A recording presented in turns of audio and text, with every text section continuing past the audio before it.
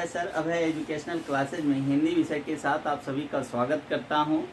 आज हमारा जो क्लास का स्टार्ट होगा वो एक नए टॉपिक के साथ शुरुआत हम लोग करेंगे, जिस टॉपिक का नाम है समाज। क्या नाम है? समाज। तो हम लोग इस टॉपिक से आज समाज से शुरुआत करेंगे और ये टॉपिक हमारे लिए बहुत ही महत्वपूर्ण टॉपिक है, क्योंकि इस टॉपिक से लगभग हर एग्ज़ाम में, चाहे वो छोटा एग्ज़ाम हो या बड़ा एग्ज़ाम हो, यहाँ से 1 से 2 क्वेश्चन ज़रूर आते हैं।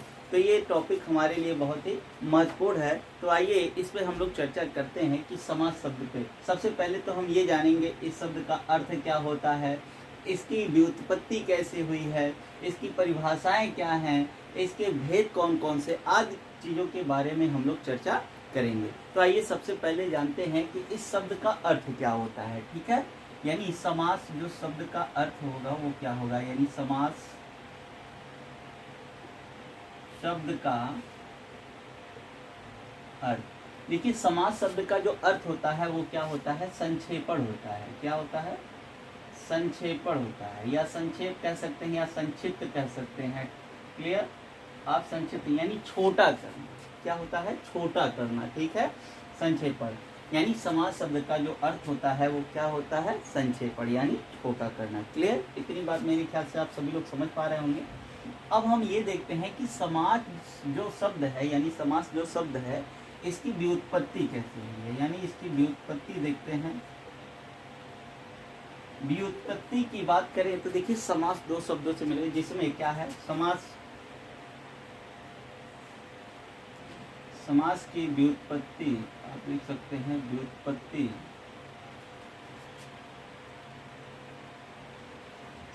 सम, उपसर्ग तथा आस प्रत्यय के लगने से हुई है। अर्थात यानी कह सकते हैं हम, यानी समास शब्द की जो व्युत्पत्ति या ये कैसे बना है, यानी समास शब्द किससे बना है, समास शब्द सम, उपसर्ग तथा आस प्रत्यय के लगने से बना है या इसकी उत्पत्ति हुई है। ठीक है, जहाँ देखिए सम का अर्थ क्या होता है, सम का अर्थ और आस का अर्थ क्या होता है। यानी सम का जो अर्थ होता है वो क्या होता है, सम का अर्थ, सम का पूर्णतया यानी कंप्लीट रूप से। ठीक है, पूर्णतया। तथा आस का जो अर्थ होता है वो क्या होता है, आस का अर्थ, आस का जो अर्थ होता है वो क्या होता है, निकट। क्या होता है? निकट आना। क्या होता है? निकट आना। ठीक है, क्या होता है? निकट आना, या इसी का मतलब निकट आना, या फिर आप कह सकते हैं मिलना। क्या कह सकते हैं? मिलना, यानी पूर्णतया मिल जाना या निकट आ जाना। ठीक है, यानी जब 2 पद आपस में क्या आ जाते हैं, एक दूसरे के निकट आ जाते हैं, पास आ जाते हैं, वो क्या कहलाता है, समास कहलाता है। क्लियर? यानी अभी हम लोग क्या देख चुके हैं कि समास शब्द का शाब्दिक अर्थ क्या होता है, इसका अर्थ क्या है, आप देख चुके हैं कि संक्षेपण होता है, यानी संक्षिप्त करना, छोटा करना। और व्युत्पत्ति कैसे ही हुई है, यानी समास जो शब्द है वो 2 शब्दों से मिलकर के बना है। पहला जो सम है ये उपसर्ग है, और दूसरा क्या है, आस है जो प्रत्यय है। सम प्लस आस से मिलकर के बना है समास, जहाँ सम का अर्थ क्या होता है, पूर्णतया होता है, तथा जहाँ आस का अर्थ क्या होता है, वो निकट आना या मिलना होता है। क्लियर? इतनी बात मेरे ख्याल से आप सभी लोग समझ गए होंगे। चलिए इसके आगे चर्चा करते हैं। इसके आगे की बात करें तो हम ये चर्चा करेंगे कि समास की परिभाषा क्या होगी। समास की परिभाषा देखिएगा, इसकी यदि परिभाषा की हम लोग बात करें तो क्या होगा, तो इस पे आप लिख सकते हैं, क्या लिख सकते हैं कि जैसे हम लोग लिख सकते हैं समास की परिभाषा। आप सीधे क्या लिखेंगे, समास की परिभाषा। तो परिभाषा देखिए, इसमें ये कहा जा सकता है, परिभाषा जो होता है आप कह सकते हैं कि जब 2 पद, ठीक है, जब 2 पद आपस में मिल जाते हैं तो उनके योग से क्या बनता है, समास बनता है। लेकिन ये साधारण भाषा में करें, लेकिन परिभाषा की बात करें तो क्या लिखेंगे आप, इसमें लिखिएगा 2 या 2 से अधिक। दो या दो से अधिक पदों के मेल को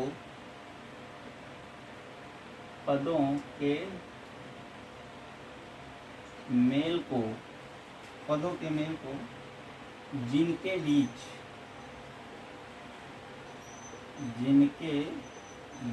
अभी देखिएगा, जिनके बीच जो क्या होता है संयोजक शब्दों, जिनके बीच के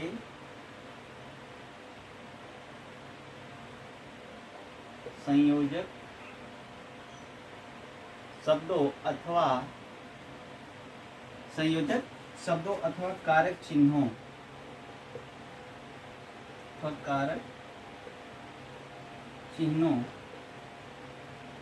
का लोप हो जाता है, उसे क्या कहते हैं? उसे समास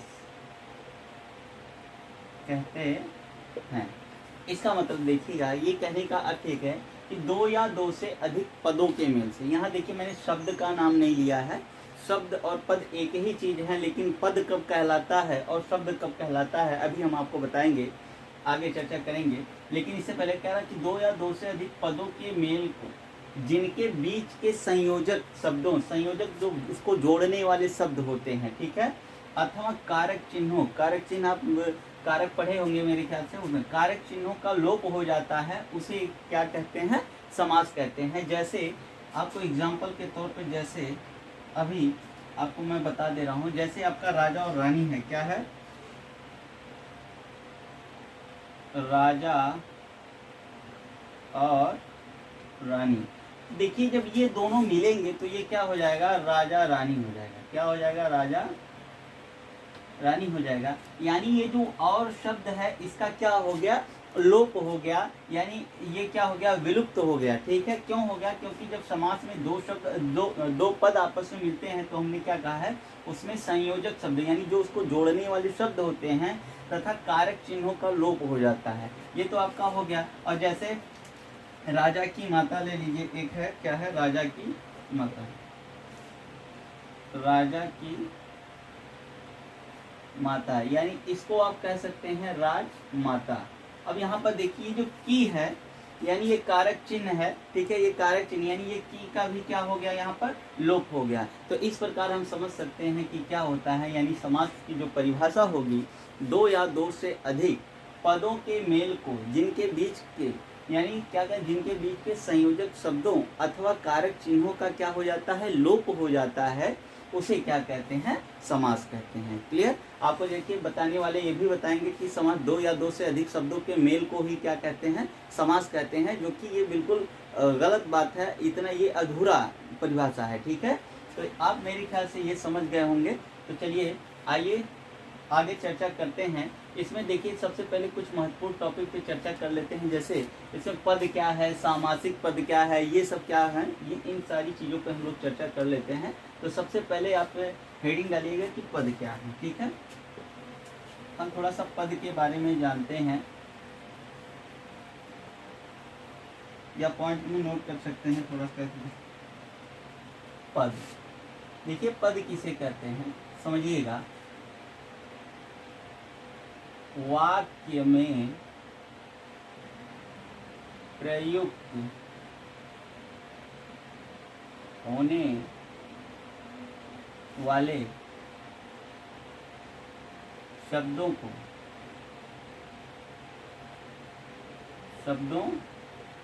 को पद कहते हैं।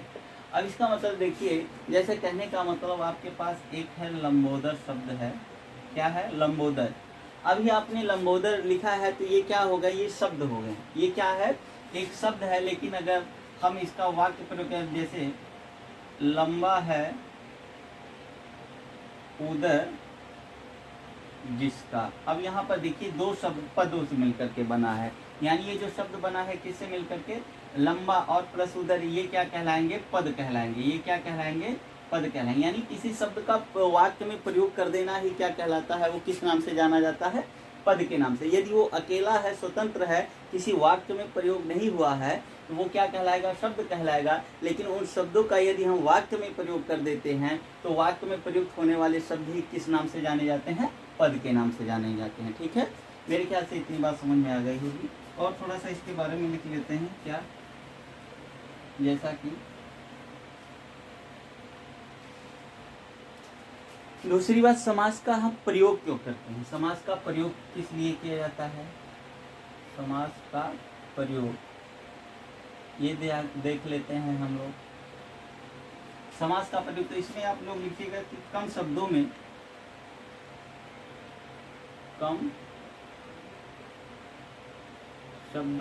कम शब्दों में अधिक बातें कहने के लिए, कम शब्दों में अधिक बातें कहने के लिए समास का प्रयोग किया जाता है। यानी समास का प्रयोग क्यों किया जाता है? यानी भाषा देखिए तभी समृद्ध हो सकती है। यानी आप छोटे से शब्द में एक पूरा वाक्य कह दीजिए, वो ज़्यादा प्रभावशाली होता है। यानी कम शब्दों में ही अधिक बात कहने के लिए समास का प्रयोग किया जाता है। ठीक है, और नए शब्दों के निर्माण के लिए भी समास का प्रयोग किया जाता है। क्लियर? इतनी बात समझ में आ गई। और इसमें आप लिख सकते हैं क्या कि समास का जो विलोम होता है, यानी समास शब्द का विलोम हम ये जानते हैं पहले ये क्या होता है। देखिए, यदि आपसे कोई पूछे समास शब्द का विलोम क्या होगा, तो वो क्या होगा? समास का विलोम, समास का विलोम क्या होगा? इसका जो विलोम होगा वो व्यास होगा। क्या होगा? व्यास होगा। मेरे ख्याल से आप समझ, व्यास का जो अर्थ होता है वो क्या होता है? विस्तार होता है। इसका अर्थ क्या होता है? विस्तार होता है। ठीक है, विस्तार। यानी देखिए, उसको संक्षेप मतलब छोटा करना, और विस्तार मतलब फैलाना यानी बड़ा करना। क्लियर? यानी समास का जो विलोम यानी उल्टा होगा, उसके अपोजिट होगा, वो कौन सा होगा? व्यास होगा। क्लियर? इतनी बात समझ में आ गई। चलिए आगे देखते हैं कि क्या आपका सामासिक पद किसे कहते हैं? लिखिएगा, सामासिक पद। इसको थोड़ा सा देख लेते हैं कि सामासिक पद किसे कहते हैं। तो आप लिखिएगा कि दो या दो से अधिक, दो या दो से अधिक पदों के मेल से बना, पदों के मेल से बना पद, मेल से बना पद, समस्त पद, समस्त पद, या इसी को सामासिक पद कहते हैं। सामासिक पद कहते हैं। कहने का अर्थ ये है, जरा समझिएगा, कि दो या दो से अधिक पदों के मेल से बना पद, जो यानी जो पद होता है आपका बना हुआ समस्त पद, या उसी को सामासिक पद कहते हैं। कहने का मतलब जैसे लंबोदर, अभी मैंने आपको बताया लंबोदर एक शब्द है, तो ये सामासिक यानी यही समस्त पद कहलाएगा, यही सामासिक पद कहलाएगा। क्यों? क्योंकि लंबा और प्लस किससे मिलकर के बना है? उदर, यानी दो पदों से मिलकर के बना है। देखिए, यानी दो पदों से मिलकर के बना जो पद होता है वही क्या कहलाता है? सामासिक पद कहते हैं, या समस्त पद के नाम से जाना जाता है। क्लियर? यानी लंबोदर जो शब्द होगा वो कौन सा पद होगा? इसे क्या कहेंगे? सामासिक पद, इसी को कहें या समस्त पद कहते हैं। क्लियर? दूसरी बात आप लिख सकते हैं, समस्त पद को विखंडित करके आप इसमें लिख सकते हैं, यानी पहला पॉइंट था और ये दूसरा पॉइंट आप लिख सकते हैं क्या कि समस्त पद को विखंडित, समस्त पद, या इसी को अभी हमने क्या बताया? सामासिक पद। ठीक है, सामासिक पद को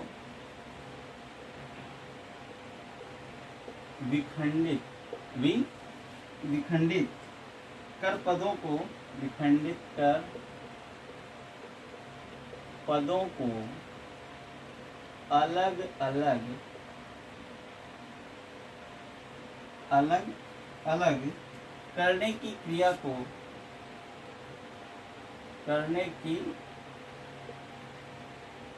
को क्या कहते हैं? समास विग्रह कहते हैं। क्या कहते हैं? क्रिया को समास विग्रह कहते हैं। इसका मतलब देखिएगा, समझिएगा थोड़ा सा कि यानी समास विग्रह क्या कहलाता है कि समस्त पद यानी उसी सामासिक पद को विखंडित कर, यानी उसको टुकड़े में करके, छोटा करके, ठीक है, अलग अलग करके विखंडित कर पदों को अलग अलग करने की क्रिया को ही क्या कहते हैं?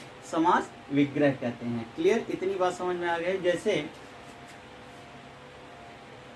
लंबोदर हमने लिया था शब्द, अब इसको, ये सामासिक पद है, यानी इसको विखंडित करके क्या अलग अलग पदों में लिख देना ही क्या कहलाता है? समास विग्रह का। यानी आप इसको लिखें, लंबा है उदर जिसका, तो यानी इतना ये दो पार्ट आप किए हैं, इसी को क्या कहेंगे? समास विग्रह कहेंगे। ठीक है, यानी इस पद यानी समस्त पद यानी सामासिक पद का ही क्या विखंडित करके अलग अलग कर देना पदों को क्या कहलाता है? समास विग्रह कहलाता है। ठीक है, तो आपने क्या सीखा? समास क्या किसे कहते हैं, उसकी परिभाषा क्या है, उसका अर्थ क्या है, और सामासिक पद क्या है, समास विग्रह क्या है, समास शब्द का विलोम क्या है, इन सभी चीज़ों पे आपने चर्चा कर लिया, ये देख लिया। अब एक बात आते हैं एक टॉपिक पे, जो है समास के कह सकते हैं आप भेद या प्रकार। ठीक है, समास के भेद या प्रकार।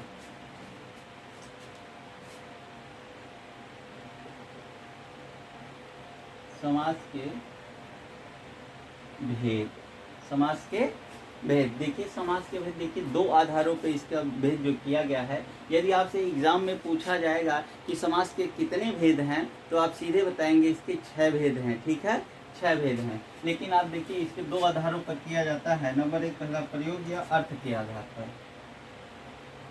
पहला क्या है? प्रयोग या अर्थ के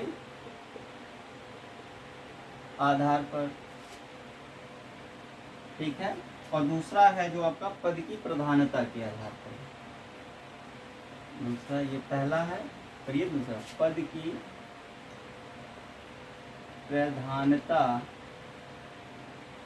के आधार पर। अब यानी समास के भेद जो होते हैं दो आधारों पर किए गए हैं। पहला प्रयोग या अर्थ के आधार पर, और दूसरा क्या है? पद की प्रधानता के आधार पर।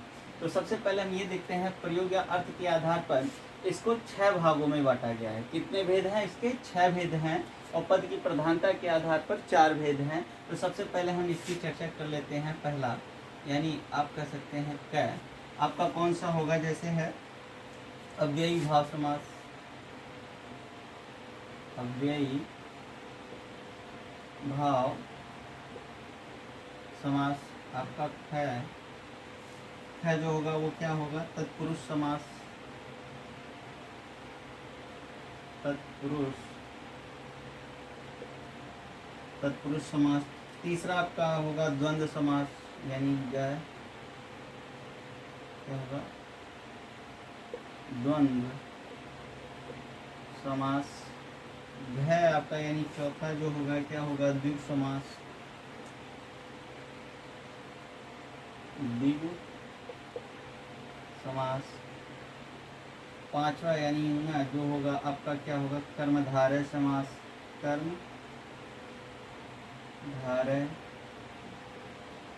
समास। आपका छठवां यानी च जो होगा वो क्या होगा? बहुव्रीहि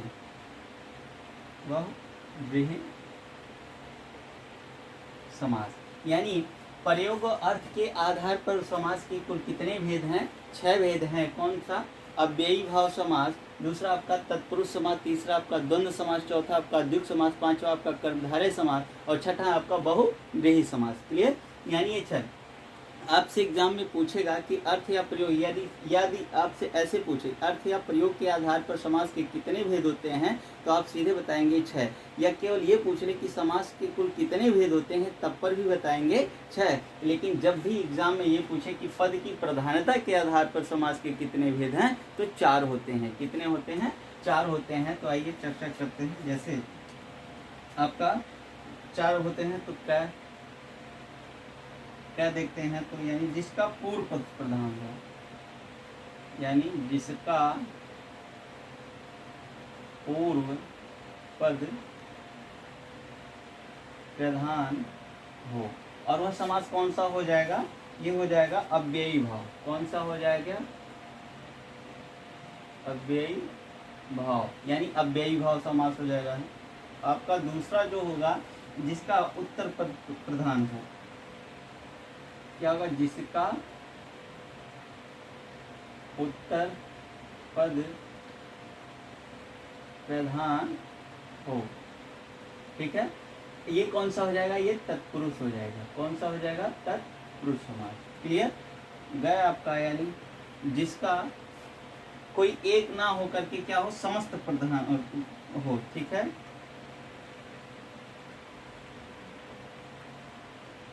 आप लिख सकते हैं जिसके समस्त पद प्रधान हो। जिसके समस्त पद प्रधान हो, वो कौन सा समास होगा? वो द्वंद्व होगा। क्या होगा? द्वंद्व। देखिए, मैंने यहाँ आपको कई लोग बताते होंगे कि जिसके दोनों पद प्रधान, दो नहीं, समास में 2 से अधिक भी पद हो सकते हैं, तो इसलिए यहाँ 2 नहीं करके आप क्या करेंगे? समस्त पद प्रधान हो। जिसके समस्त यानी सभी पद क्या हो? प्रधान हो, तो वो कौन सा समास होगा? द्वंद्व समास होगा। चौथा हमारा और आखिरी क्या होगा कि जिसका अन्य पद, जिसका अन्य पद प्रधान हो, और वो कौन सा होगा? बहुव्रीहि हो जाएगा। कौन सा हो जाएगा? बहुव्रीहि हो जाएगा। क्लियर? यानी हम लोग ये देखिए मतलब समास के जो भेद पढ़ रहे हैं वो किस प्रकार से 2 आधारों पर पढ़ रहे हैं। पहला, प्रयोग या अर्थ के आधार पर कितने हैं? 6 हैं। अव्ययी भाव समास, तत्पुरुष समास, द्वंद्व समास, द्वित्व समास, कर्मधारय समास और बहुव्रीहि समास। ठीक है, और आपका पद की प्रधानता के आधार पर ये कितने हैं? 4 हैं। कौन कौन सा है? अव्ययी भाव, तत्पुरुष, द्वंद्व और बहुव्रीहि। अव्ययी भाव में क्या कौन सा प्रधान होता है? पद, यानी जिसका पूर्व यानी पहला पद प्रधान होता है। और जिसका उत्तर यानी दूसरा पद प्रधान होता है, वो तत्पुरुष होगा। और जिसके समय यानी दोनों या दोनों ना करके मतलब सभी जितने पद हों वो सभी प्रधान हों, वो कौन सा होगा? द्वंद्व समास होगा। और जिसका कोई एक मतलब जिसका अन्य पद मतलब उसमें जो शब्द दिया हो वो प्रधान ना होकर के किसी तीसरे की तरफ इशारा किया जाए, वो तीसरा पद प्रधान हो, तो वहाँ पर कौन सा समास होगा? बहुव्रीहि समास होगा। मेरे ख्याल से इतनी बात आप लोग समझ गए होंगे। ठीक है, तो आज हमने समास पे क्या क्या चर्चा कर लिया है कि समास शब्द की उत्पत्ति कैसे, उसका अर्थ क्या है, उसकी परिभाषा क्या है, उसके भेद कौन कौन से हैं, आदि चीज़ों पर चर्चा कर ली है। तो आज के लिए बस इतना ही। थैंक यू, धन्यवाद।